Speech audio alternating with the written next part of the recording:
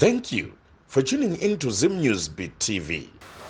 Kwasai matemana enyika muri yeZimbabwe tichienderera mberi nedare rambuya Soko iro ratinogara kutaura tichikurukura tichionesana meso enyika. Dare iri vamwe vangati ko zvose izvi zviri kubva nepi. Tinodaira kuti ini ndini muzukuru wambuya Soko vatinotaura kuti ndo mbuya vaye vakagara murinda kwemakumi mana tingati 40 years. Vari munhu aine nyunyuto maendero avakaita ivo vaivo chemberi yaitawo mabasa enyika.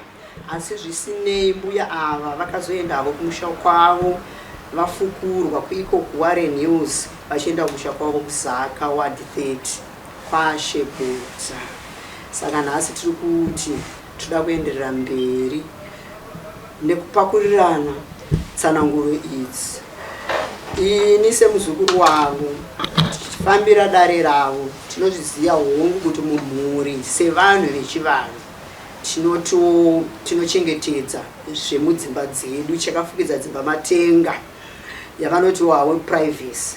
But zvinhu izvi zvaifambwa semumhuri zviya zvekuti munobatana semhuri muchiendawo kana kumaprofita muchiendawo kana kumatare muri semhuri. Zvinova zvinhu zvataita zvisina munhu aiziya kwatingati kufukura hapwa kuti zviri kufamba sei zviri kuitika mumhuri. Hazvinei kuti mumbare makanga mune mudzimai mwana wechemberi ishi akawanikwa ane urwere hwepfungwa kwemakore anoita 24 years mushure mekunge mbuya mai vavo kwandiri ndimbuya vakandirera mbuya vashaika. Zvatanga saizvozvo isi tiri vana tichikura. Anova ndiye Rita uyo watakataura kuti Rita akawanikwawo ari chimbido panguva yake paakazvara mwana wake wokutanga 1967. Anova ndiye anonzi Patrick. Anova ndiye mukomana akafa zvisina kunge zvakafanira zvakanaka muri mumusha wembari. Anova ndiye mukomana akafa 2001 pamariro pake akasavigwa zvakafanira kuburikidza kwekuti tese tinoziva kuti nhumbi dzemufi dzinogovewa kana munhu afa. Saka mukomana uyu akafa 2001 aine property yake. Paproperty yake totaura zvewardrobe, akanga aine wardrobe yake yakanga yakadonha dhoo yatingati maskuru akanga akabva zviya zvekuti maskuru aingotorwa odzoserwa padhoo. Semunhu afa aizowo nhumbi dzake property yake zvogovewa but hazvina kufambiswa zvaizvozvo. Dhoo rake rewardrobe rakasumudzwawo rikabva raendwa naro kunoisa murinda kumbudzi uko iri 2001 mukomana uyu. Isusu sevana vaRita vakanga vane mukoma wavo watinoti sisu ndimai guru mukoma wamai aifanirwa kunge akabatana pamwe chete nemunin'ina wake anova ndiwo mai vedu Rita. Vakaisa musoro pamwe chete vakadzika kuenda kumusha uko kuZaka kuward 30 kwamuzondidya kunogara nemadzikuru hama dzambuya vachitaura kuti honai mai zvavafira kuno kuHarare toita sei. But iye nekuda kwokuti aizviziva kuti akanga aromba kuti agarike achishandisa zvinhu zvaamai vake ivo madzisekuru pavaiona pamhepo vaiziva kuti mbuya vari kurwara vaiziva kuti vashazhirwa kana kuti vashereketerwa nevana vavo. Zvakazoita kuti Rita aomerwe kunyange musi wafa mbuya 1 May kumbare uku kunova ndo kune mahosteri kumatapi mairi anonzi block 4 neblock 5. Block 4 ndo yakanogara Tsoko yati kutaura Tsoko yakagara pablock 4 pamusoro peblock 4 yekudivi kune mbiri yekunzi kumagoshto ndo kunonzi block 4 yakagara Monday, Tuesday, Wednesday iri ipapo. Iri nguva yese iyo mahosteri mairi aya pane zvakaitika mahosteri mairi zvinobata mhuri yedu asi isu sevana takakanga tisingazvizive. Takazozvizivawo nekufamba kwenguva ndo nzvimbo yaigara Rita asi iye achigara block 5 aina amai vakafira mumahosteri iwayo paine chikaranga chaifanirwa kunge chichiitwa chisina kuzoitika. Vafa 1983 Rita 1 May yakangobuda akaenda kwamusana kwanyava kunosangana nemukomo wake achitaura kuti mai vafa ngatichiendai kationoudza madzisekuru. Asi akanosvika mukomo wake asiko ikoko achinzi aendawo kunhamo yemwanasikana wake mwanakomana wake ambuya vake. Rita ndokungodzoka ndokungosiya shoko sezvo kumakore iwe kwanga kusina mafoni. Akanogara kumba achimirira kuti mukoma auye. Mukoma haana kuuya, asi madzisekuru nguva iyoyo kwanga kusina mafoni vakaisirwawo tsamba yekuti mbuya vashaika. Ava vakangoti hapana chakaipa, imi ndimi vanasikana vambuya kwavari ikoko kumadzisekuru vaiva vatete vavo, tichakuonai mauya vazukuru. Ava vana kuuya kusvika nguva yekugara kwaambuya muchipatara kumochari waro yazodarikidza kusvika vazomufushira. Saka toda kuenderera mberi nedare iro. Ndo pakazogara Rita. Nhasi mwedzi waJune unoyu Rita yagara 1983 achimirira mukomo wekuti anofushirwa.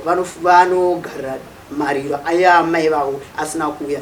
Gore rakapera 1983 pasina munhu akazoenda kumadzisekuru kunyangwe tsamba vakanga vaziva kuti kwaitika nhamo. Saka totaura kuti kana vanga vabatidza choto chenhamo vachiti mutumbi uri kubva Harare chakangoparara 1983 yese kubva muna May kusvika December pasina aendapo. Ava iye Rita aiwo mushanda housemate akamirira mukoma asingauye kusvika murungu amuchiuya kakubasa. Rita ndokunge tokeruona asaina mai vake muna July. Mochari nemapurisa vati azvichaita kuti mutumbi urambe uripo. Asi vambuya kana vachiramba vachitaura neni vanotaura kuti ndakagara mumochari imomo handaingogara mutumbi wangu waivhiwa. Ndosaka ndakazodzokera nyika neuturu. Ndakavhiwa mazamu. Ndosaka ndakadzokera nyika neuturu nekuda kwokuti ndakanga ndiriwo chembere yenyika pasita rawo kuti mafambiseni ikoko zvako takakutaura tangoti tichienderera mberi. Saka Rita uyu ndiwo mwedzi wake wakafa uno June, akafa 2009. 1983 yakanopera madzisekuru akangotarisa hapana auya. 1984 yakanopera hapana akaendako. 1985 Rita kubva 1983 yoyo kusvika 1985 Rita aienda kubasa kwake achishanda vachitya. Tiri kuvanza vaitya because mhuri dzekwana mbuya dzaityisa ndoiva mumaofisi nevamwe vakadaro. Saka plus vaingonzi muri vana vasikana mune varume vakwasha venyu vane zvinhu zvambuya idzi dzinonzi mombe dzeumai zvichienda zvakadaro. Ende zvakare imi ndimi muchasimudza mbuya muchiya navo. Saka vakangogara vakangotarisana mukoma nemunini. Asi Rita ndo vaiva mai vangu vaiva mumbari vakafirwa namai vavo vari vainavo. Vaita soti mukomo yauyezve mukomo yanga kutoenderera mberi nekutotsipika mai vake achishandisa n'anga dzekumozambique vanova ndivo vakuru vezvigure. Diviro kwaimbobuda nyaya dzaimbobuda kana muchayeuka nyaya dzaimbobuda dzana pakarenda face nana Tazen Mandizvidza. Murungu uyo aigara mubako uyo aigara achinzi anogara mubako haadi kuenda kumba kwake dzichibuda idzo ndo kwakabuda n'anga dzezvigure dzuko dzasumudzwa nevamai guru kuuya kumba uku kuzosimbisa urombo hwanga aita. Vakazouya mai guru wa 1985 Rita adonha kubasa kwake kuSt Martins kudhuze nekusanindowani 1984. Saka isi tinotaura kuti madzisekuru vane zvavakazoita after gore ka 1983 to 1984 munhu wavo vaudzwa havana kuvigwa munhu yatopopwa aenda kuWarren Hills Cemetery. 1984 Rita uya anova ndiwo mai vangu vakanodonha pabasa zviya zvingodonha vachibva vangotakurwawo nemurungu wavo vaendeswawo kuparinyatwa from St Martins to Parinyatwa hospital vachinotambirwa outpatient. Vakanoona zvavanga vari zvikanzi zvavari izvi hazvigoni kuti vaise kuoutpatient ngavaende kunonzi kupsychiatric inonzi annex kunogara vanhu vanorwara nepfungwa.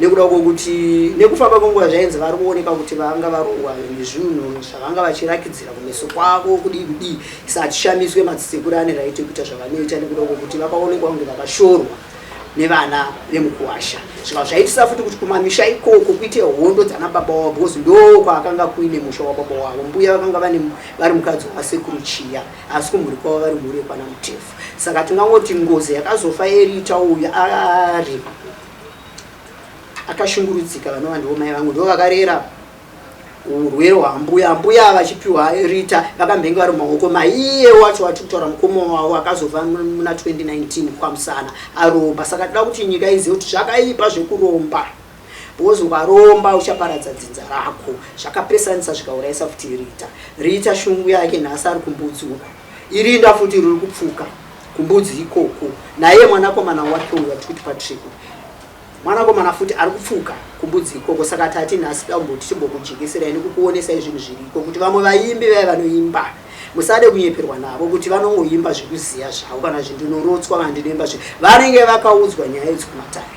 Because kana munhu uchingowaenda kana kun'anga une mari yako yaunobvisa inonzi badza mundiro yatinoti yemutie zvakafana kungoendwa kana kwapasta munoita inoita 1 on 1 but vanhu ivava vanozonofukura hapwa votanga kuudza zvekuita vaimbi asi zvisinei padare rangu ihombe ticharamba chipakurirana tangoti mungoziva chete kuti ikoko kuvaimbi ikoko ndine dare navo tichataura mamwe mazita tozoti ikoko kune machechi ndine dare navo tichataura mamwe mazita tozoda kuti tichibata iye zvine zvipanero nguva ndakambokutaurira nyaya yebhora kuti inini mwana wangu wekutanga akafa 1919 so 6 July akafa musi wemandi Rita wacho akafa 15 June musi wemandi iri 2009 mukomana uyu anonzi Patrick uyu akafa 2001 iri mandi makada kuteera vanogoogle kana vanotasa makarenda Patrick uyu anopfuka achiita zvemoto tichataura dare remoto tinodaira kuti takauya takapfekwa nemweya vakafa tinokuvhurirai asi zvedu zvinhu zvekuti kana kana makada kutiendesa kun'angawo kana kumaprofita vanotomuona vega kuti uyu ane mhepo dai zvakanga zviri zvemanyepo andifungo ndainogara pasi mameetings a2020 tichitanga kunogara negender and culture kuHQ ZANU-PF ndo kwakabatwa mhepo kunyangwe ikoko kusiriko kwatakatangana takatangana naZinata ana George Kandiyera tinogara navo mameetings kudzimba dzavo kuHeadfield asi zvaizvosvikopa kuti zvino kana vakuru vachingoona kunge zvisiri kufanira kunge zvichiitwa izvo zviri izvo zvikubuda asi nekufamba kwenguva zvakaitwa handi vakafukurwa mbuya saka ivo mbuya ndo vanotipa tsananguro dzenyika kunyangwe tsananguro idzi dzakatanga kubatwa pandinopinza Soweto ratinotaura kuti National Sports Stadium ramunoona raigara bhese yemapostori vakapfeka inonzi all white nyangwe kwaane mamwe machechi ane mapasta ari kuitawo zvema all white asi munofanira kuziva kuti Sowe reJohani Masowe wechishanu raifamba raitungamirirwa nababa Anzira vakanga vasiri Mwari Anzira vakanga vasiri ngirusi but mutumbi wavo ndiwo wakadiwa nemhepo yeJohani Masowe wechishanu ichishanda navo paSowe ravo iroro rapo nhasi 10 ofe kuenda kwamakoini the other side vane chitengi asi akusiriko kwazvakatangira vakatanga vari kuchiitira Masowe ekupedzisira kana tichienda kunana Second Teachers College kune dzimba dzinenge dzinonzi kunana Unity M kwekupedzisira wauda kuenda kunana Demo kwanga kune zisango ndo kwatakatangirwa isusu ndakatanga kuno kutsiko 1994 sekutaura kwatakaita kuya kuti yakanga iri nyaya yekuti ndaitawo mimba ndotadza kubata mwana nekuda kwokuti ndanga ndine jiko amene vanoziva vanenge vanotere gonwe rekudi ndo zvakandituma ndine ikoko ndakatanga kunotsika kusowera baba Nzira ndatanga ndaita mwana iwo andikutaura wa 6 May 1990 akafa nekuda kwedare rebhora pakati peDynamos neCaps zvinezvi taifunga kuti yokosafa ndo timu ndo mukombe watinyoziva maGwarriors achiwana kutora mukombe pandodaira tinenge takatojikiwa kana sekukanganisa zvamo tinenge takatorohwa pamutrophy yes nekuda kwokuti bhora renyu mungatsvage zvenyu vanhu vanoda kunzi vanokocha kana chichichi rine mhepo nekuda kwokuti ndiye mwana wekutanga wandakabereka anova ndiye muzukuru aifanira kunge ari muzukuru wapiri uyo anova ndiwo baba vangu vanopfuka vari tsokwa nekuda kwokuti mwana iye akafa dai akafa kuri kuMalawi mwana iye ainorigwa nechampion dzinenge dzapera nguva yadzo dzekugeza nambuya vasasasangana pabonde ndo vaitambitora mwana uyu vomurepa neZambia voenda vari iyo chembere ndo vakadzi arawa ndo varume vonoviga mwana uyu vakaita line maitira zvinoitwa kuMalawi mwana uyu unofushira kana pakati pavo pane chembere dzinoroya dzedza ndo vaizodzokera havo vonodyira mwana iye but mwana uyu akasainwa paEdith musi wa6 May 1990 akanopiswa idare rekuti iroro rasida kuri mixa ticharitaura chikonzero todzokera kudare reya takati ini ndakazoenda kwaAnzira mwana wekutanga yafa ndichikuyeuchidzai pandakati bhora rakatambwa reDynamos chiwina 1-0 nepena caps ichizodzorera takataura payo kuti dai ndakari declare kuti atifanira kutombojikwa because inini ndindire mwana akaurayiwa nenyaya yebhora ndiye mwana wangu wokutanga my first baby boy akafa 1990 inini ndiwa 1973 22 September ndodaira ndaitofarira kana nziyo dzaimbwa na Oliver Mtukudzi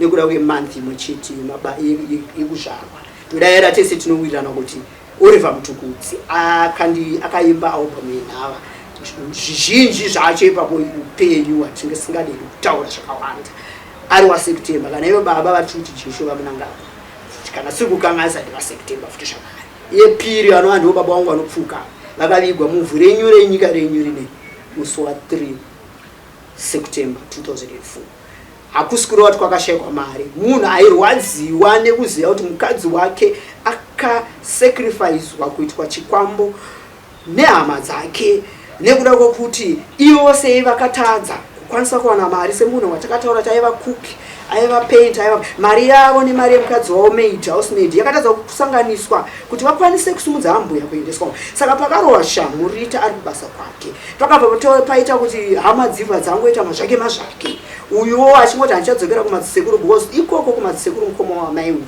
akambenga aita imba kuri kumasvingo akatadza kuwirirana nemurume wake akadzoka pamusha nevana 2 akazonoita futi imwe imba kuri kubhikita ikoko akatadza kuwirirana nemurume akadzoka pambuya ivavo mai vavo vanhu vakapfuka saka akanga adhiniwa kuti ane mbiri yeikoko yekuti akutuma marriage saka akafunga kuti akabva diviro rakuenda side rikwanana musana obva abva anozonowana third marriage abva awana murume nezi musha zihombe vane mabhana avo efodya vachiita life yavo havangoziva kuti kukwitse non-stop handichadzoka kumadzisekuru nekuda kufa kwakaita mbuya tinozomboona nemadzisekuru havakwanisa kuona kuti aini mhaka inini ndakatobatwa kudari kuti ndini ndakachivisa ambuya nezvigure tsvimbo yavo akatanga kuvakanikisa asingazive kuti paaipiwa mushonga vachikomplena makumbo aitopinisa amai ake zvikazobatwa saka ndo zvakaita kuti vanhu havasawirira ai mumhuri saka inini baba vangu inini vakatofa vachitoziva kuti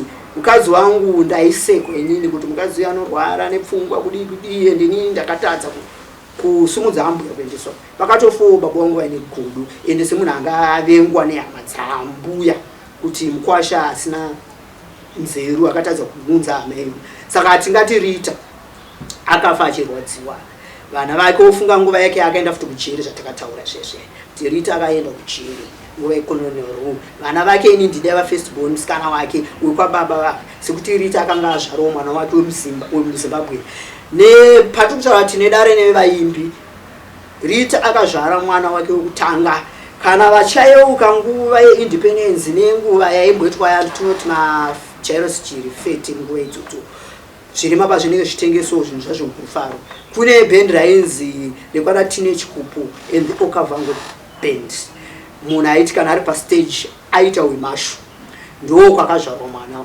anonzi Patrick Yamupfuka kududzira kuti kana muchiziva ivavo kana nezvavaita pamashu vanga vane tsvimbo yavo saka tochidzokera paipai nekuda kuti amai mai guru vakanga vabata-bata pakafa mukomana uyu mai vanga vakutorwara handika 1985 ndo pavakazouya nen'anga yacho Rita yambodona zvatataura pabasa akaendeswa kupsychiatric yekuparire nyatwa akazobviswa kupsychiatric yekuparire nyatwa inonzi annex achizonogadzikwa kuHarare hospital psychiatric chinzi ndokudhuze nekuMatapi kuMbare so that vana vake isusu tisatsikwe nemota tichiteera kunana parire nyatwa zviri nane padhuze hatizochaya munhu anotirambiso Beatrice Road because nguva yakapengeswa Rita neshamwe dzinobva kunana hama dzaamai vake nekumukoma wake aromba uyu in1984 achidona kubasa kwake 1985 n'anga dzichizouya mumba imomo dzichizouraya huku yewaiti vachivasungirira mbira dzakondo kumashure nerekeni yemutsvairo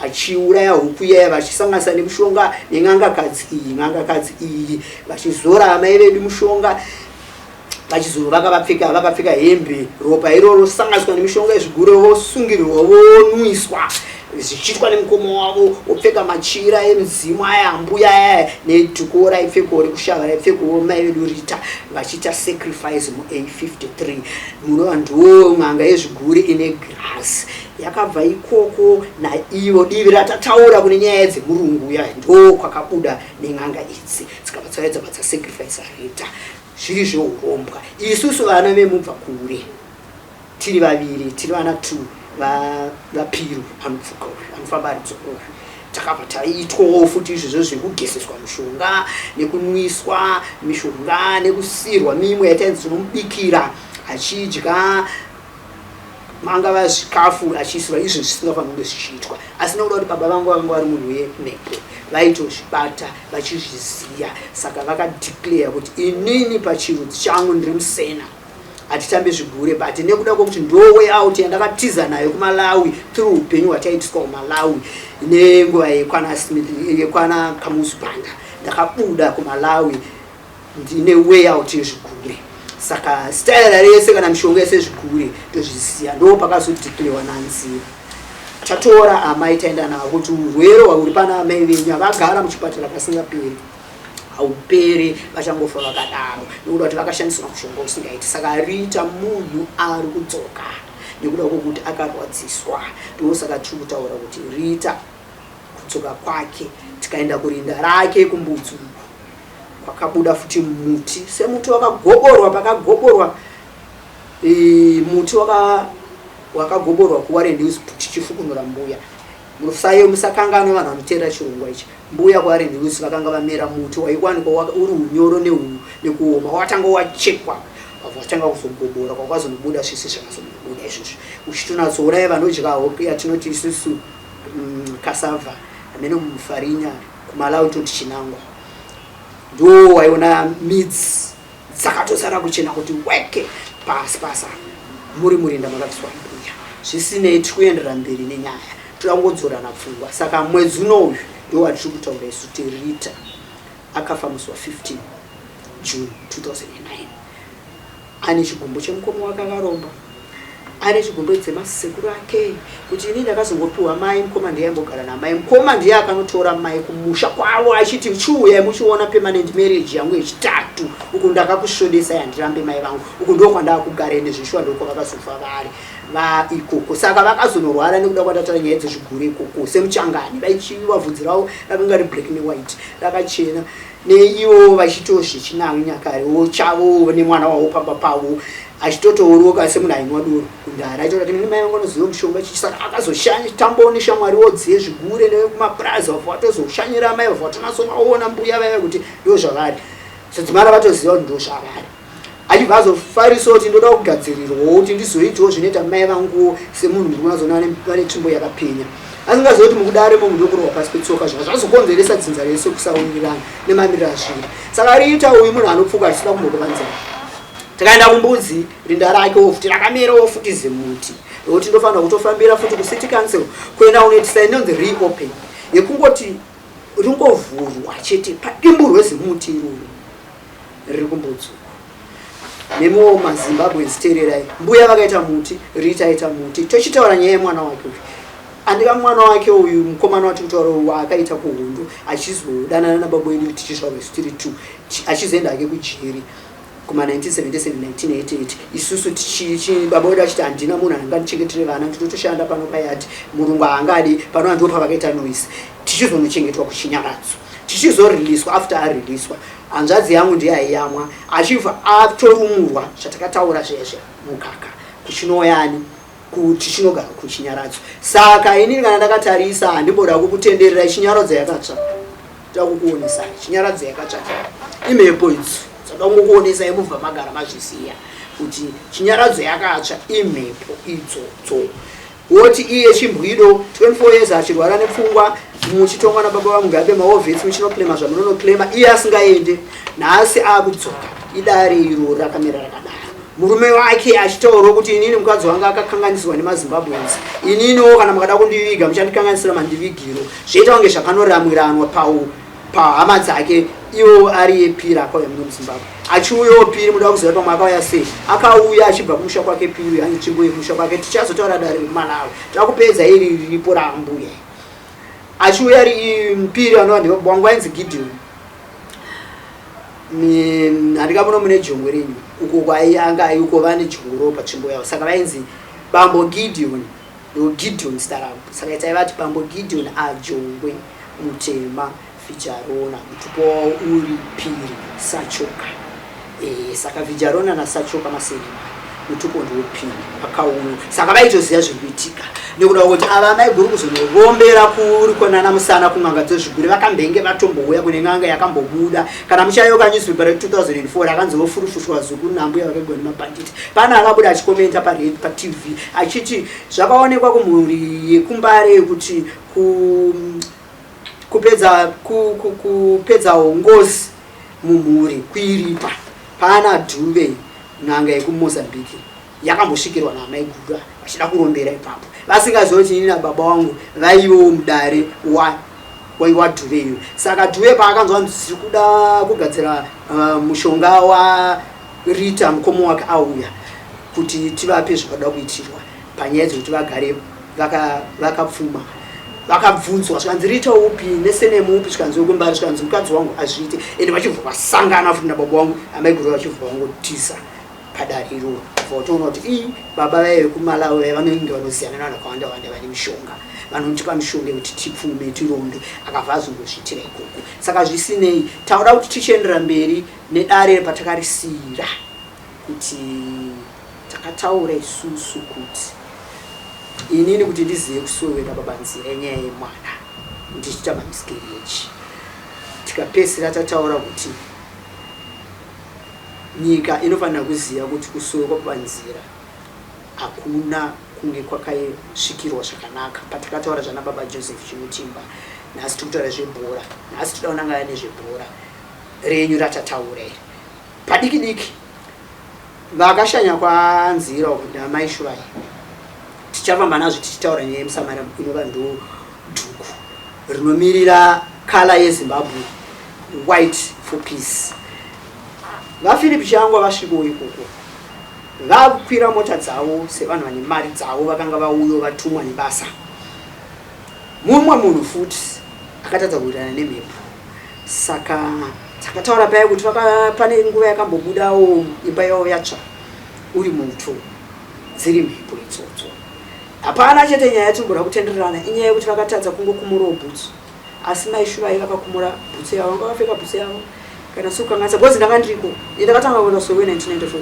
ndandiriko kusowe ikoko inyaya chete yekungoti pakanenge pakada kuvetwawo kunge shofu zviya zvekuti wai dzemapostori zvatatumwa isu kuti muite zvekufamba nepolitics muite but mapostori musakangane mashoko aya aitaurwa kunzi babanzira iye ndakatumwa kuzoshandira nyika handishandire murungu ndoshandira mwana munhu mutema sowe rine rinobatsira zvechivanhu zvinongotendwa chete nekutendeuka hatidi mari pano saka unobuda munyika wova mutendi asi politics dzakabva dzauya muchechi asi Mwari nengirozi vakati musazvirambe nekuda kuti muri kunamata munyika yakarwirwa naivo vatumwa imi muzvitambire munongotedzera zvese zvavanoda on condition yekuti munotanga maenda muZambia munotanga maiuya kuchiedza mazopinda pamuteuro wenyu mozoenda ivo Mwari vachizivawo maitiro avaita saka vaPhilip Changwa awo nekufamba kwenguva vakawanikwa vari kuzifa tinoziva kuti vakawanikwa vari kuzifa muchitowo zvebhora hazvina kubuda zvakanaka munhu wakanga akatemerwa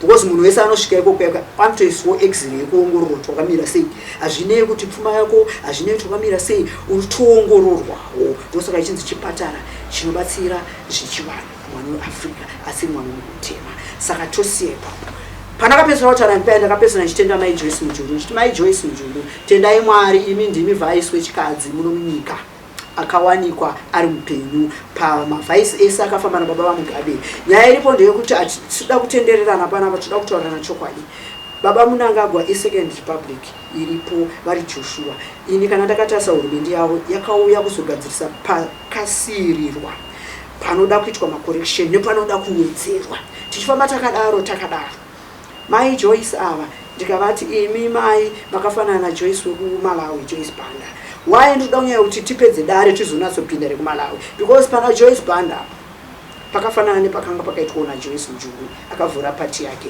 vese vachizoshungurudzana mai Joyi vachishungurudzana vaMugabe kuti uri kundiroya kana kuti uda kundivhisa kundisaboteja hurumende uda kutonga ndiwe zvichienda zvakadaro asi musakangano zvaitaura mai Grace vaitaura kuti baba vaMugabe vachatonga nyika inechi kusvika nyange vakagara pauche hapana munhu angatadze kufungira kuti zvandinotonga nyikawo inini ndisina kumbobewa nemafeso kwenda kuhondo sezvakaitwa nana baba Chiwenga nana baba Munangagwa. Anofanira kukwanisa kufungira kuti ndinokwanisa kuukirwa nekuda kwokuti ndiri kutonga. Saka baba vaMugabe vaitonga vaine mhepo, vakanga vaine mhepo. Ndiye rero tifuna kuti yankule, tifuna kuti matsule nkani inini osiwobisa pankani ya dziko raZimbabwe. Ine ndi mwana wapiri bambo, ndiye bambo wanga amakhala paineyo amaturuka kumanda achibwera chifukwa chenkani ya Zimbabwe. Ndiye ine anandifunsa anthu adziko raZimbabwe kuti ndodo iya gogo kwa mtuma ne abombo imatandiza kwanji dziko. Ndiye ndifuna kuti ini ndiulule amvesesa anthu adziko raZimbabwe.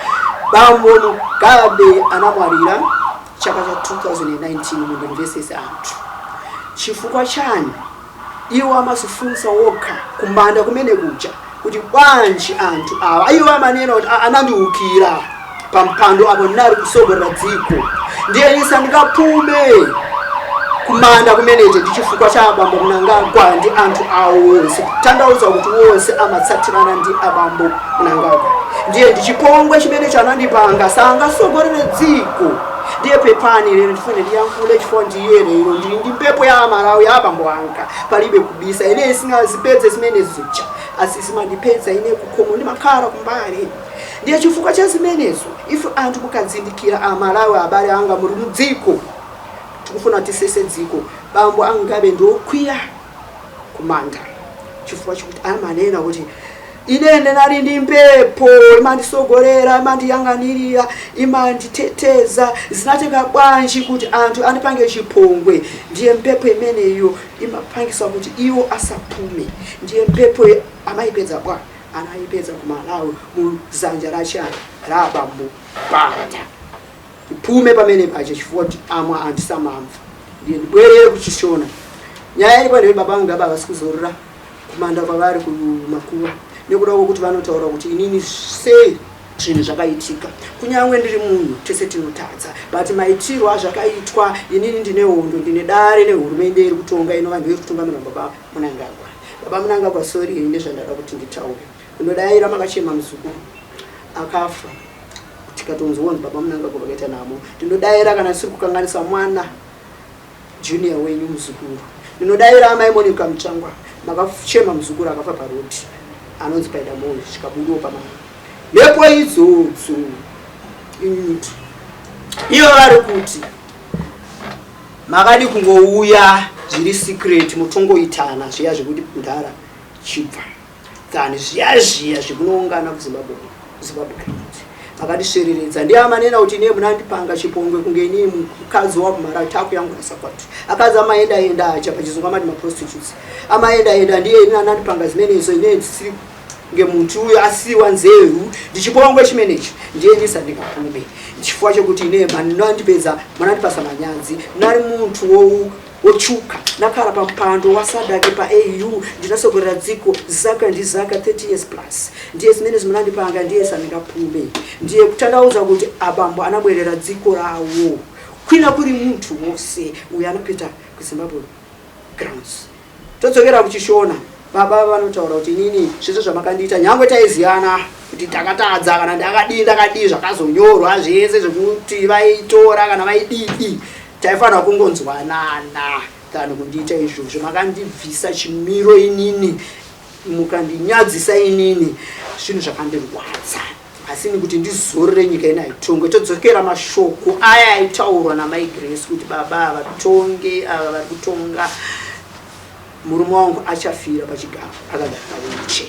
Nekuda kuti baba munhu akapiwa mhepo kuMalawi inovachengeta inovaudza zvakanaka nezvakaipa kune vanhu vanenge vachida kuvafungira asi zvisinei.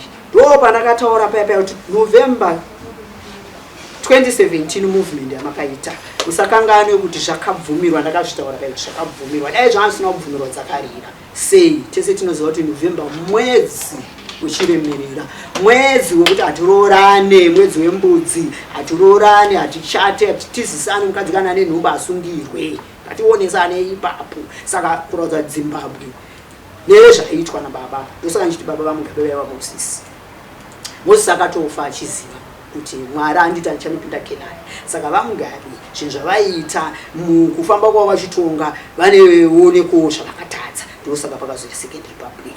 Asi ivo manje chavanochemera vakavasimbisa idare ravanenge vachinofesana naBhanda. Saka iwe Bhanda kamusi Bhanda kosewo usina kundionesa kuti ndakuukirwa. Ivo vanoti ndakaukirwa paSecond Republic.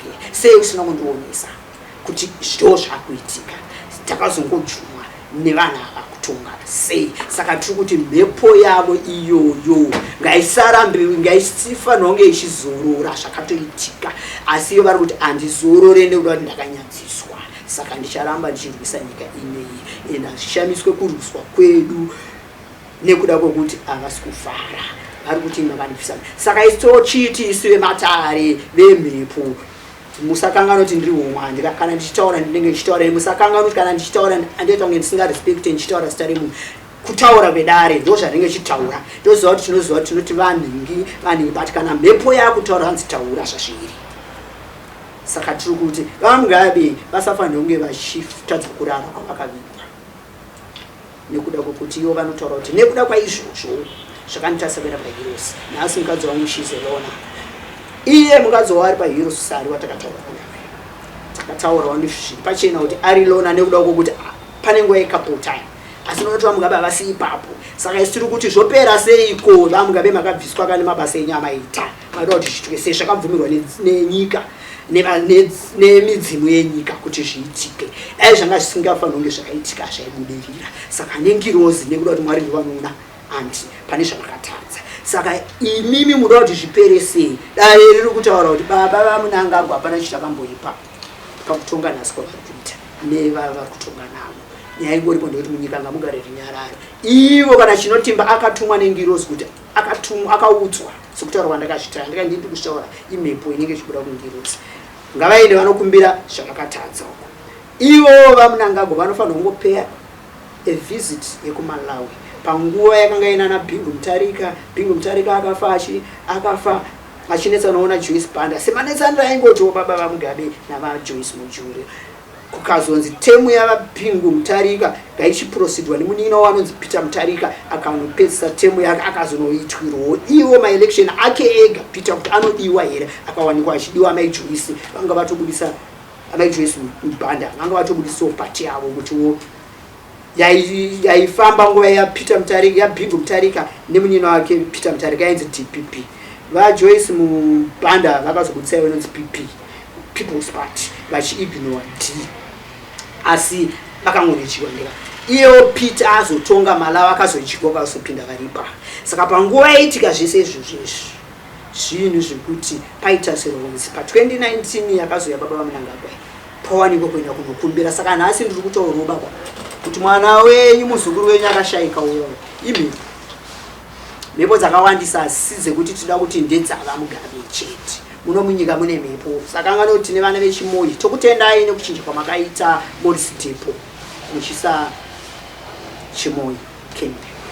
Vana vaya vari kuchimoyi nekunyadzonya yangowo mhepo iri kuvhuvhuta ichidzoka futi kuno kuZimbabwe. Tokutendai futi nekunzwanana kwamakaita nemaovhesi zvisina kuvhurirana futi zvisina kunyadzisana zvisina kuita sei makangoitirana murudo muchibva matiitirana zvakanaka muchibva maudzana. Muno munyika muchadiwa venyama kuti muukirane tiri ipapo futi tobva tangopolisha vachamisa mune tsvimbo mudzinza remaIsraelites anova maZimbabwe. Sekutaura kwandakaenda kune vanoteedzera chirongwa ndomataura tinochita chii chinoita kuti makambofamba navatsvangirai vakashayika muri kuMDC mukazongofamba nainonzi MDC Alliance mukanobuda mukazongo all of a sudden makangovhura CCC mukangowanikwa muri kuchivhoterwa. Dzokai kuZANU-PF nekuda kuti ndo mune ushe. Titarisa Israelites maIsraelites aifamba neushe pakazobvuwa ana David ana Joshua wacho yaenda kwakazoova mukuzi ana David kuchizonouyo vanhu vakafanana naSolomon. Remember Ahijah as a prophet is a person that God tells ahead of time what is going to happen. Ahijah one akasvika vanhu pakukumura robe ratingati garments akadimbura 12 pieces akapa 10 mapiece akamira 10 tribes kuna Jerobo akazopo 2 kuna mwana wani waSolomoni. But Solomon akasvika pakuzvirwadzwa nazvo kuti sei, nekuda kuti Jeroboamu akanga ari mubatsiri wekuvaka zvivakwa. Andi kurazwa kuti iwe washamisa hapana nyite yekuti utye kubatana zvinoitwa nababa munanga kwaziya kuti ngatibatane maopposition ngatite chimwe chimwe chete. Vakaifamba inyika vakabewa nemafeso vakairwira zveshuwa. Zvakuda murudo hapana munhu anogona munomu. Ene nyika ine nhaka yayo nepfuma yayo nemari dzayo nezvese zviri muvhu. Kune vanotozviona mungakurenyu musoro vamwe vachiba vamwe vachita sei vachita sei. Kune vanotozviona vagoma vanokwanisa kutsindirana neni vakazvipupura vega pa kuti nyika ine maziso. Panguva yemakambeni 2023 kwamemsodzuko nyika ine mazvo hapana chinhu zvaunoita chisingaonekwi. Usambotya mwana iyoyo nekuda kwokuti une pfungwa dzeunjere. Ndosaka ndikuti Solomoni batanana nababa ndivo vakaifamba nyika. Uzivenzi vaye parware ndiye mufambi wayo ndivo vanokuudza mafambiro azviri kuitwa. Andikamainzwa nyaya dzichinetsa kunzi kuve kusanzwanana pamaofisi but zvakangonotaura murudo vakagadzirisana hanje. Saka nekufamba kwenguva kwatiri kuita uku uyai mugadzirisane nekuti kuti kune mhepo zvatiri kukutaurira izvi. Kune mhepo ende takukumbira kuti mapostori ekwanzira ini ndakauya 1994 zvandakataura zviya ndikakozokwanisa kubata mwana wangu ndakaita mwana wekutanga webhora tiri kutaura iyo tikazoita mwana wechitu iri miscarriage ye6 months. Nasi ndine mwana ane disability kuti kama kamuona outlook yake good mwana but mwana ane inonzi loss of memory. Mwana wandakazvara 9 months dzake anasobuda haana kuchema akarohwa pasi petsoka tiri muleba nagaina haana kuchema akaiswa paoxygen vanogara naye kunesari incubator takazvitaura zve1 week akadischargwa akazokura achitamba nhumwa for 3 months mwana for 3 years mwana achitamba mwana ari mupenyu ariko asi upenyu hwake hwakaoma idisability. Tokutendai baba munangagwa nenyaya yekuchengetedza madisability muchivapa maorganizations akafanana naJairos Jiri Zambuko yatinotiyo Zimke Ruvimbo nedaniko vapei pfumawo yenyika not kungomirira madhona nekuda kuti dzimwe mari dziri kusvika kudzakakeswa. Ndine uromo ndoda kuti titaure nyaya tichinopedza tichiendera mberi. Inini ndinozivikanwa neNational Sports Stadium yese yeMapostori nekuenda kumasowe ndichibuda mumba mamai vangu mumatapi ndari munzwisise pamahosteri maviri akatsva ari padhuze nepaok paya ndaibuda ndaigeza na4 am ndendakabatwa nemweya ndaibuda na4 am ndonogeza ndindatanga kuridza shawa dzemahosteri kuya zvekuti ndosaka ndine mbiri yekunzi vanoroya vanodii matsoko zvikwambo tichisungusana nevanhu tichienda kumapeace order chichi zvinhu zviri pandazvitsvaga zvakatonita so life yangu yekutaura kuti ndaifanira kunge ndichishanda but zvakandibvisa pamabasa nekuti ndakanzi ndishande basa. Ndaienda kumasowe kwanzira ndageza na4 am ndo make sure kuti 5 am kusvika to 6 am tsoka dzangu idzi ndaibuda mumatapi ndotora inonzi Adben Road ndonobuda ne10 off yekwa OK Adben ndini neSunningdale ndini neHatfield yese ndetsoka kunosvika kwaMakoni tsoka ndine mbiri yekutozikanwa mukadzi uyu aiuya pana pasowe 3 times. Azvine kuti makore akasiyana but hapana pane mukadzi angabude kumatapi 5 am and 5 am to 6 uchifamba netsoka wabatwa nemweya uchinobuda nekwese kuya kunonzwa namaruta kwekwe yaizobuda neDusty Road pane dombo rakanzi God Love Us newe vanofamba naSike Road chinosvika kwaMakoni ende vandoziva kuti nemudzimai aiuya kusowe netsoka not kuti because ana mari yekukwira ayo ndainzi enda netsoka zvakatakura zvihombe une dare rakasiwa mumba menyu makasiwa mhiko nen'anga izvi nyika iyona asina kukuvanzai baba inocontributa hondo dzevanhuti. Inini dare iroro kana zvichiita ndakafamba navo dzatinoti n'anga pane dare randakatoda kune munhu ainzi Chidhakwa akanga arimo mudare iri asi akazokura musoro anoda kutopamba futi ndine machembera ndaenda nawo kumvura takarifamba dare iri kumvura tine chapupu chekuti maroad accidents zvenyu mungagadzire maroad baba takanzwa muchitotaura kuti kwane mari dzakamirira kuzokombatsita zviya zvekunzi government inofanira kuita chipini kana kwaita disaster yemaaccident nyangwe zvakopa muyowo nedhavs wako wazongoforu mubhasi unofanirwa kupiwa contribution zvinondirwadza izvozvo kunze kwemashoko iwa nekuda kuti kune vanhu matori nemagata eropa akamira izvozvo panofa vanhu vaiva nemaaccident payapaya dai zvainzi vanotsoka madhiraivha anokuziva kuti ko wazorasisa seko bhazi richinobuda muroad kuchita accident akwanise kutaura kuti ndakagara pasteering pato nemunhu atouya zokochekera kuti ndigara kana kungobata key zvinhu zvitoipa kune vanhu vari munomu vakamirira izvozvo. Dare iroro takatanga kuribata pabeta, yeukaibeta bhazi rebeta kuma-20 because dare rangu rakatanga 2020 ende dare ndotaura tsananguro because pa-2020 tatambirwa paHome Affairs sorry paZANU-PF HQ andakonosvika chese yoka hakuna here moto wakabvira kitchen yebasement HQ makangoiti electoral fault. Ndo pandainopinda muchenda ndichitandanyiswa nemachemberi maichirenje kuti iwe waya nani muofisi mangu une mhepo yakadai semunhu mukuru, dzokera kuna baba zvinowayo kumaofisi emaofisi. Dare rangu handifanira kutitendera kana iye zvinosvikana patakavafukuna takambovashanyira vakati ko fodya dzisina zvadziri kubudisa here mudare, tikati aiwa tiri kuvarota vachitaura. Ndosaka kana kumvura kumachembera ndakafamba nawo kana muda kuzovaona vakabata basa iri vanova ndo munhu akatarisirwa kuti andiperekedze kuMalawi pakubudiswa kwandakaitwa nedare kuti ndinofanira kubuda munyika muno 2019 kuti baba vangu inini vanozorora. Baba vangu isusu vakatopopwa nekuti kuti because pakashayikwa mari kwete vakauya munyika muno vane munin'ina wababa wavo kuti muninzwisise. Munin'ina wamai wababa wavo aine mukadzi wake ari muMozambique. Kuziva kuti ndibaba naamai kuna baba vedu vakauya but vaviri ava vakafa kudaro vane vana vavo vakazvara muno muZimbabwe vane vana vavo vane mari dzavandowani kuona naBelgium kuna naLondon but pakafiwa vakayeuka nyaya yekuti abambo Gideon anari muntu uyankula odandaura kuti bwanji mukadzi wanga makara wamusara nemanyozi edu aineyo kuti bwanji mukadzi amaoneka chonchi ndiye ineyo ndikamamwarira paribe muntu amandipanga mari anga ndiye ndipite basi mhepo yangu yematembenukira kwatu vaireva kuti inini nyangu ndikafa mhepo yangu inodzokera kuMalawi ende zveshuwa baba munangagwa pandakataura paya kuti 2017 takasangana so 23 December 2017 maita imimi November movement yenyu ya 2017 yango mhepo yababa Mugabe zvayo yekusanda kuzorora asi hazvinei munhu wavari kushungurudzana naye mhepo yavabhanda because vabhanda ndo vekuMalawi ndo vakanga vakavapa ende musashamiso muno muwani mune n'anga inonzi bhanda ande vazhinji munoenda ikoko chinogadzirwa magobhekiti sindaida kukutora kuti bhanda naJapreza nedare mukomana yakafa aiva comedian Gringo idare iroro ndosaka muchiona anonzi anza Marisa uyu anemba yake yekuruwa yakangofanana nezvimahosteri zvinhu zvekumbari yakatsva idare ndosati kuti idare rangu rakakura zvinhu zvese zvandakasvikiwa pa 3 years 2020 ndatanga kupinda kuZANU-PF ambuya ndopakatanga kuti ndokutenda muzukuru wakufamba neni ndakapisirwa musha wangu inini nevarungu kwadabwa kweseko kuna kumakombe uko ndaiita madoro ndosaka ndakutenda amai avanonzi Comrade No Doubt pabira renyu ramakaita iri ramakandiro inonzi final bira renyika pane tsvimbo yechemberi yange isati yazikanwa wangasati wafukunurwa pane undyire ambuya vaida kuti vafukunurwewo 2023 inova ndiwo mande vakafa 1 May 1983 vakafa iri mande vaifanira kunge vakafumuka noti so kalenda 2023 zvanga zvakanaka kuti vafukunurwe nguva iyoyo burial order yakabuditswa 2023 vachifanira kunge vachifukunurwa asi yakanopedza gore rese kusina kuvafukunura chibva mazovafukunura last year 2024 makatokanganisa ipapo because makapesana netsananguro kuti zvisinei iyo vanongondipfeka vachitipinda munyika uchivataurira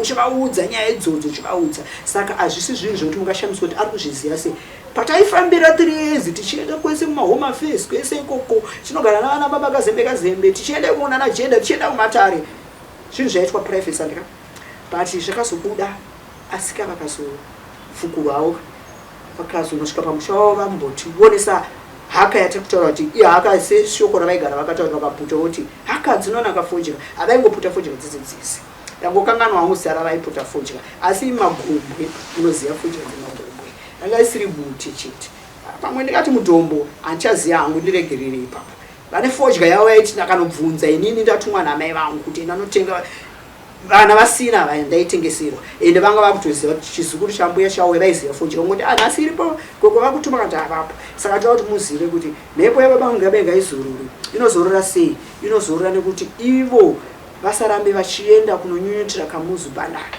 kuMalawi uko kuti iwewe ndovakanga vandisimbisa kuti hapana chinouya nekuti baba vakutaura kuti sei vakauya vada kuti mhepo ivazivise kuti kune nyaya yeSecond Republic kutungamirwa baba Joshua Mangagwa mashoko aya but hazvina kubuda basa izvozvo because zvakaonekwa kuti Zimbabwe mativi mana tsvimbo dzenyika ino kune vana vakafa kushinyadzonyanya kuchimoyo zvakanga zvakakodzera nengiro zaisweye yatakataure murufare zvakakodzera kuti vamugabe vapfuure vabviswe nenzira idzodzo nemaitiro avakanga vachitawo hapana munhu asingatadze Moses akatadza ndikazvatakataura asi akafa chimwe chikwira gomo reNebo vakakwiraona the beautiful Canaan but usafunga kuti uchanoipinda auchaipinda achibva ngofirwa kaimo ndizvozvo saka tiri kutaura kuti nyika ineyi poto yenyika ine ZANU-PF hakuna imwe party ingatotonga tingatobuda kuma-opposition tichitoya muZANU-PF tichichinjana kakuru vachienda kuchitoyo vadiki sezvaingoita maIsraelites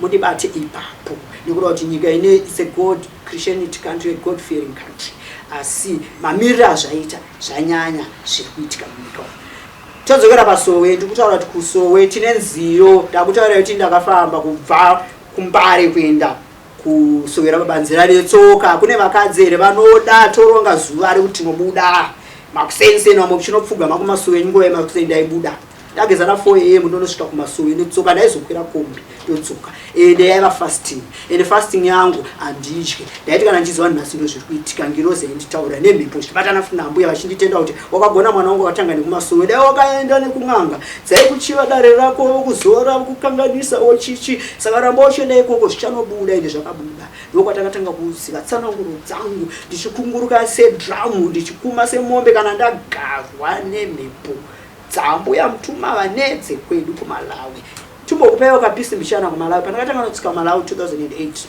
nditanga notsika 2008 ndakanopinda muBlantyre ndokurara muBlantyre ndokuzokwira kombi bus kuenda kwatinoti kuSanji from Blantyre to Sanji tinosvika musvika wababa wangu tanga kutsika pamusha wababa wangu usiku yo takatambira hatisina kuramba usiku yo hatina kurara sei ini ndongoti hangu hatina kurara tese takadraw attention kune danga rine mombe dzakawanda kune pfuma kwedu zana baba wedu andika ndoko akabva wedu vari kukomana tokusangana rita hatina kurara kwakanga kuine mombe pamombe dzese yakabuda kunze kwedanga yakarara ichitenderera danga rese usiku hwese ichidzana ichikuma usiku hwese kusvika kunyitse kwaedza vatamuka vakomana vemombe vavhura geti remombe mombe dzese dzakarara dziri mudanga dzakabuda yakamira padhumu tange munhu asi baba vakaziva vakani mwana wangu ndotenda nekuda kuti wauya indakangorwa nemhepo ndongotora mazimi tsvairo ndongotanga kungotsvaira zibig yard pane mazimiti anenge mutsvairo anenge anobudisa zvimhodzi zvinenge masawu zvinonetsa kutsvaira uchizvipinza isusu miti yacho iyoyo tinozozviunganidza because kuSanji kunowanikwa mosquito tinozombozviunganidza titozvipisa utsi hwacho unoti tisiso mosquito saka zvinhu izvozvo zvakabva zvaita kuti nditoronzwa amai timakutokoza mafika ndiye komo panapa ndepano kurauza kuti amai tinokutendai masvika pamusha ndepenyu iri mhepo maona saka kwedu kune chingwa zvichamisa zvababa wangu kupfuka izvi nekuda kuti baba wangu wakapfukira zvakaitwa vanoti ndakashorwa ndiri mukwasha wekuMalawi asina chainacho kaporo ribakena kari konse vakabva vaita zvavakaita inini rita dai angasina kupenga dai musiri 2 vana vangu vane nhoroondo yekuti makaenda kuti kunogaradzwa kuchinyaradzo mai vari kuchikurupi asi when it comes to vetting havana chavakakwanisa kuita vaizvirwarira panguva yavamugabe panguva yavamunangagwa zvakanoonekwa mapepa kwese ndinorespekta vakenoshumba pakubata naso ndakauya nemapepa angu ndichemera nyaya idzi zvinondoitwa sehanzvinei kuti pamwe ndingapiwe pfumo yamai vangu ingondichai kuti tibudewo repatriation nekushavirawo mbuya vaitirwawo zvinhu zvavari kubuda kuti zviitirwe nekuti mushowa wakafa radongo mhepo idzodzo dzenyunyuto yevanhu dzinogarwawo dzosangana nedzagara dziri muno dzozosangana neurombwa muno maane mbiya yekuti aenda kumaSowe tenga mbiya nemukaka saka nda kungokuonesa kuti mombe yaitenderera kuMalawi ndiye chidzimai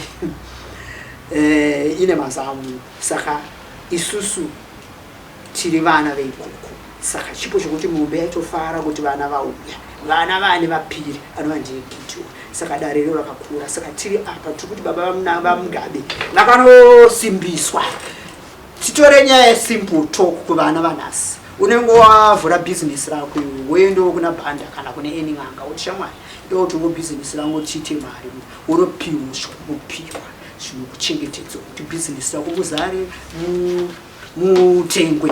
By so doing zvozotadza kuitika pamwe wabvisa mbudzi yako andi vanodzokora kuti ndara ndakakupewo mbudzi kusezvikuita ndo zvakafanana nezvadatractor vamugabe vakanga vane mhepo pavaitonga nyika ine mundinzwisise mhepo iyoyo ndo yaivachengetedza ndo yaiziya yaiona pakanaka nepakaipa saka mhepo iyoyo kufa kwavakaita kuguva kwavari iri kutongwa navamugabe vari kuzvibvunza kuti ko inini sei ndisina kuzoziva pfungwa dzavo vaida kuziva kuuya kweSecond Republic kuti vamupaidzourira hundu nekuda kuti kuenda kwavakaita nemavigiro vakaita vari kuti zvanditadzisa kuti ndive nasare saka nyunyuto yasare da kuti muzive kuti maZimbabwe muno muna ana men of God. Sare was a Ghanaian.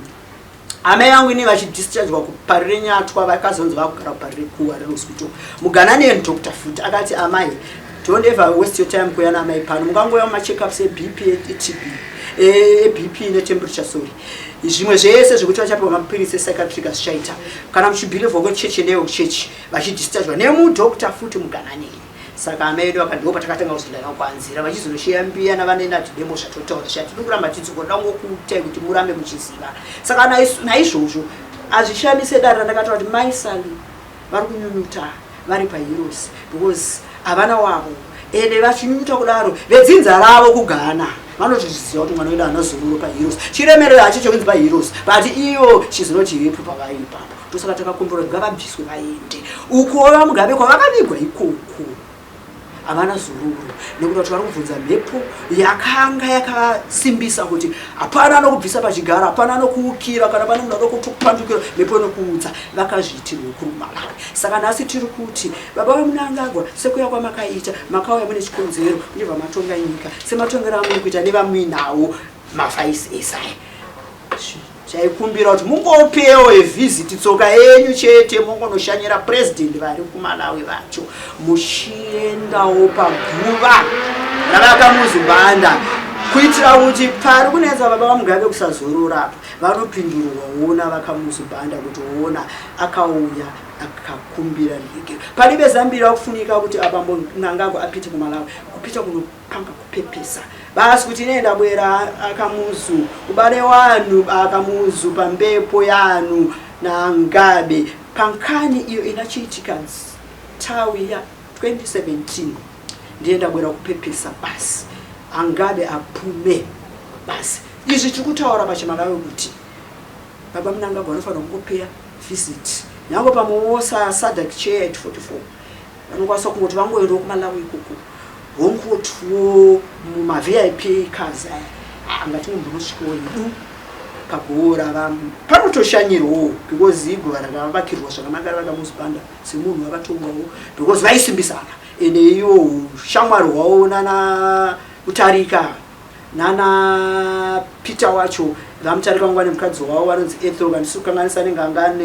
one parent nechekuti une Zimbabwe saka vakasimbisana but nhasiwo imwe kumakwa because baba Mnangagwa vapenga idzi mhepo dzevakafa dzavari kungotongana kuti kwayo Banda wakazodaro sei ndo Banda akuda kuti muchiziva pepe kuti Banda uyo ari muno ari n'anga dare ndataura kuti tine nyaya yekufa kwakaita mukomiti ainza chapiwa imba kana akapiwa imba is okay but mhepo inondigara inoti hapana kujeka chapureza anoimba nziyo dzakawanda wanda hazvisikirwa kuti anodzimba dzega pane nyaya dzimwe dzaanoimba dzanotobuda nekumatare but haangabvume inini ndoda ngomuonesa kuti une nziyo maexample chazopinda newe dhipi padare iroro chakupedza iri une nziyo dzine chekuita nekuti uondo kumaRita isusu tiri kutaura kuti tina Rita ari kunetsa ikoko isi tiri kutaura kuti tine mukomana akabikwa ikoko akaisirwa dhore wodhoropu iro kwanga kuri kusimbisa maiguru vakachema vakauya ipapo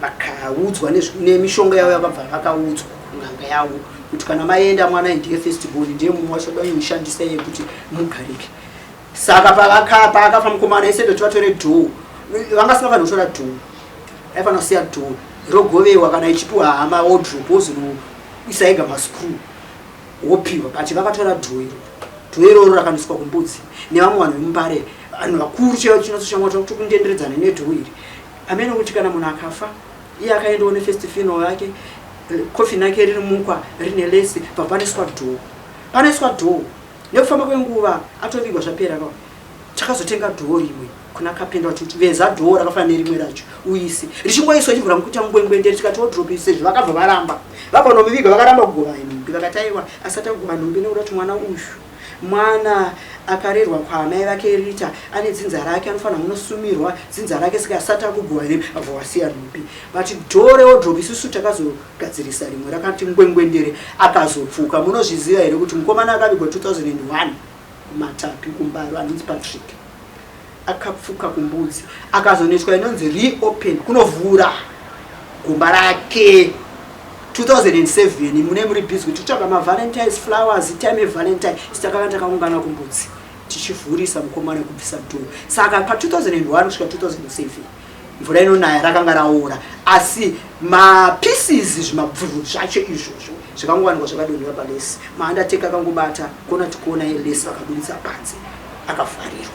Asati avharirwa akavakirwa dombo rakanaka mukomana aitataura kuti uyamudivhurire dhoo. Tikaenda kwese kucity council kunoti tikabhadhara mari kuti reopen tikanooneswa mareceipts tinovaonesa maandateka kuti iri rinda handinawo mapicture friend usandati zvandotaura zvine umbowo iri rinda iri runzi rifukunurwe maandateka akatoshama kuti riri dombo rakanaka tomstone kufukunura takati munhu arume ari kutaura kuti mubudiswe dhoo zvanzi hazviite orit sezvo mabhadhara mai munoya mangwana tichienda tinoti vanoisa piki rekubozhongora vakanosvika rega radhirika.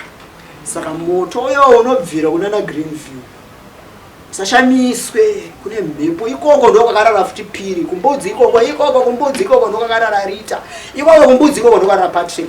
Todzoka kuna mai Joyce Mjuru nguva yamakanga muchifamba nababa waMugabe makakambenera zvakanaka muchiti asi ndine urombo hopefully konga usingafanira kuvakwa kwaipana kungoita zidhandanda rakangofanana nezoro rikuvigwa vanhu kusingafanira kuita. Saka zvishamiswe nyaya dzedzo munoona makodo mvura dzichinhuwa kune nyaya ndo panda kudzoka pana Japonesa kuti anoimba nzenzo kuti kune hondo kumarinda akazvinzwani izvo zviri kutoitika izvi zviri zvimatani. Tobva ipapo akaimba rwiyo kuti ndiburitse chichine imwe rwiyo rinobata zita rekuti maingoni ini ndinonzi maingoni zvakawanda zvatichataura newe ndiye pombano nemwe nyaya futi manzi ako anoimba kune vamwe vakaenda kuna Chiremerera yako song yakalauncha amene kwakalauncha muno mutaundi vamwe vanotaura kuti wakaita kunge wabudirwa nzedzo tichataura zvakawanda nezveizvozvo because pana bhanda apo pane dare homba musurambo kunyeperai ndikuda kuti mumugwagwa umu tikutaura nyebeta takaripindira matare tikabata n'anga dzakarara dziri mumapako kwashe seko uku tine machembera ntoni kana muda kuti azoonekwa tinopupura ndo patanga takuneta dare rekuda kuti tinosangana nemhepo iyi chidedzera tinosangana kumvura ini kana muchindida mbuya mutuma kuti ndizveshuwa ndinofamba tinosangana nevakanondipfeka vakanondigara chokwadi. Saka dare iroriri riri kuenderera mberi arimbofara akaregera kuenderera mberi inguva yekuda kuti maprograms anenge ane vanhu vakawanda asi zvinhu zviri kuitika.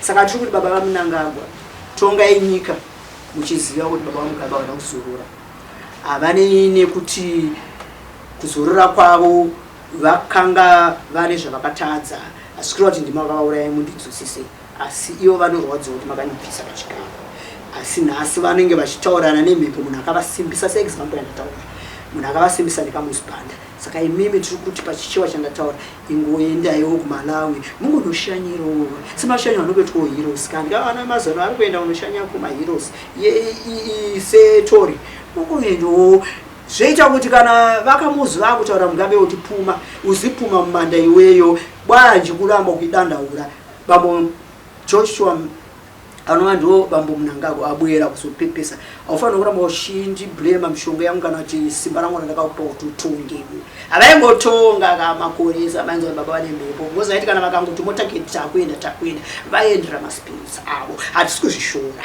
inyaya yekuti unongoda kusimbisuka kuti usaone vanokupandukira vati mhepo iyoyo dzaakutongana dzega vari pachavo. Saka isongoti baba Munangagwa dzokerai munokumbira regekerero izvi zvakaitwa parwoi zvekufa kwemuzukurisi isign chete yekuti muzive kuti zvinhu zvinokomera zvakanaka.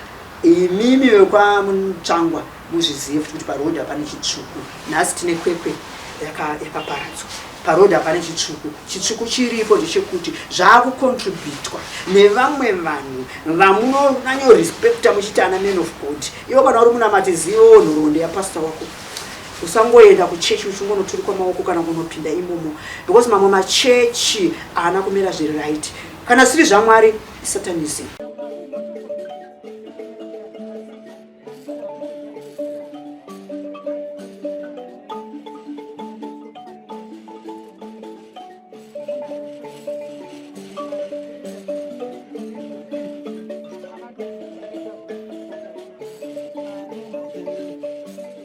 Thank you for tuning into Zim News Beat TV.